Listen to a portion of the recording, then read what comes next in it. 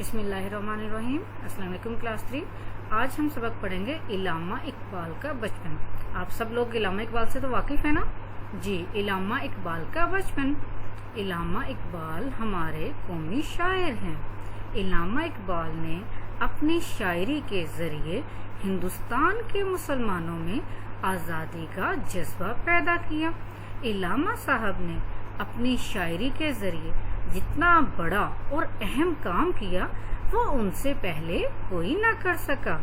इल्लामा इकबाल 9 नवंबर 1877 को पंजाब के मशहूर शहर सियालकोट में पैदा हुए।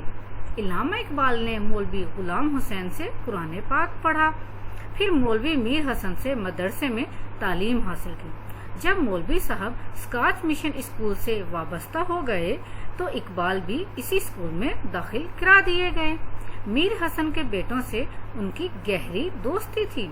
इल्लामा इकबाल मीर हसन के घर भी पढ़ने जाते और कभी कभार मौलवी साहब से छुपकर उनके बेटों के साथ मिलकर कबूतर भी उड़ाते।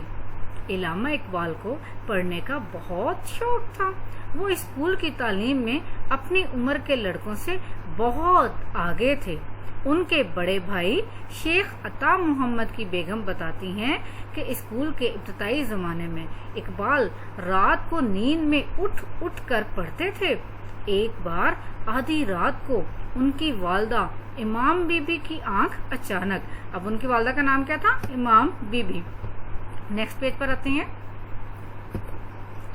उनकी वालदा इमाम बीबी की आंख खुली तो देखा कि इकबाल दिए की रोशनी में पढ़ रहे हैं। दिए, ये जो हमारा छोटा लैंप होता है ना, उसको दिए कहते हैं। उस जमाने में लाइट्स नहीं ना होती थी तो मिट्टी के बर्तन में वो लगाते होते थे, उसे कहते हैं दिया। 2-1 आवाजें भी दी मगर वो टस से मस न हुए। उन्होंने शानों से पकड़कर हिलाया, शानों कंधे से पकड़कर हिलाया और कहा, इकबाल इस वक्त आधी रात को क्या पढ़ रहे हो? सो जाओ, सुबह पढ़ लेना। इकबाल ने जमाई ली और कहा, बीजी सोया हुआ तो हूँ। रात को देर तक पढ़ते रहने की आदत आहिस्ता आहिस्ता वालिदैन की तवज्जो से खत्म हो गई।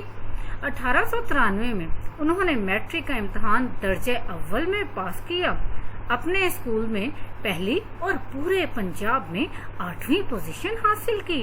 इस कामयाबी पर इकबाल को 12 रुपए माहाना वजीफा मिलने लगा। स्कूल की तरफ से एक तमगा भी दिया गया, तमगा मेडल।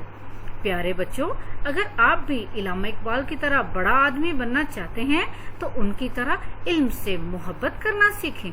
जो लोग इल्म से मोहब्बत करते हैं उन्हें जिंदगी में ढेर सारी कामयाबियां हासिल होती हैं।